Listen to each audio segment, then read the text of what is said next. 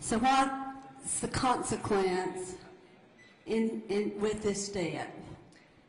It puts North Carolina at a sheer disadvantage with respect of trying to recruit jobs and bring in new industries to North Carolina.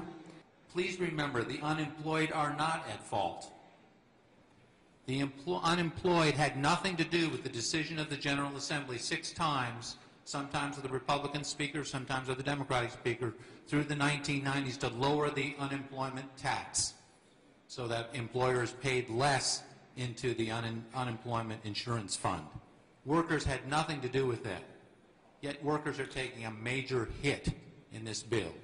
A lot of the people who are out of work for the longest periods of time are people who are in their 50s and 60s. They've been in managerial positions. They have big financial obligations, mortgages, COBRA payments, kids in school, and to ask them to have to live on $350 a week while they're looking for jobs, really, it not just compromises their family, but it will also compromise those aspects of the economy, including the housing market and the insurance market. Then I want to ask you, what's the difference in a price of a loaf of bread in the state of South Carolina than what it is in the state of North Carolina?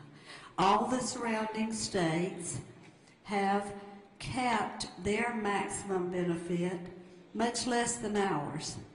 The average benefits remain the same. In the bill explanation, there were references to the fact that we really were too generous to our people in North Carolina. Why, for example, as was just said a few moments ago, should workers in North Carolina receive more unemployment benefits than those in South Carolina when the difference in the cost of a loaf of bread isn't all that great? My answer to that would be because we want to be more humane and more caring to our workers and recognize their situation and how needy they are.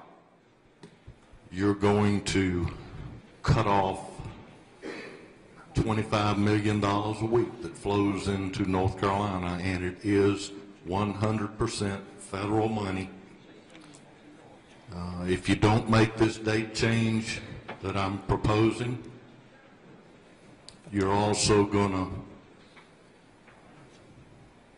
cut off emergency benefits to 80,000 North Carolina families.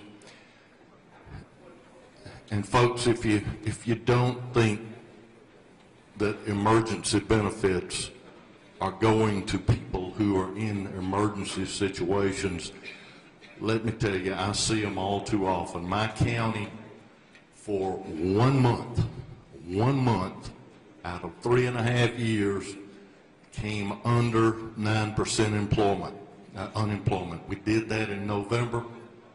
Guess what happened in December? We went right back up.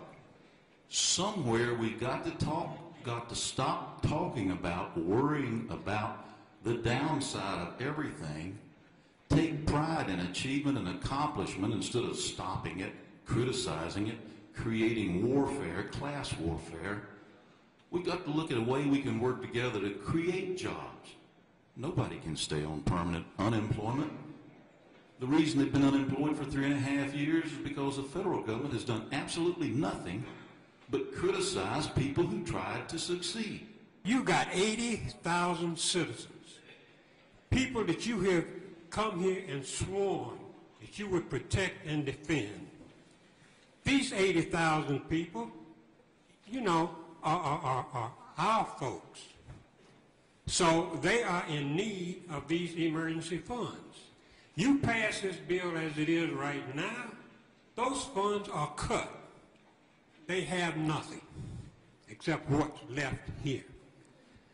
It's not going to hurt anybody to put this date off until such time as they will not lose those benefits, which would be the end of the year as outlined in the Relief Act signed by Congress. Folks, think about the people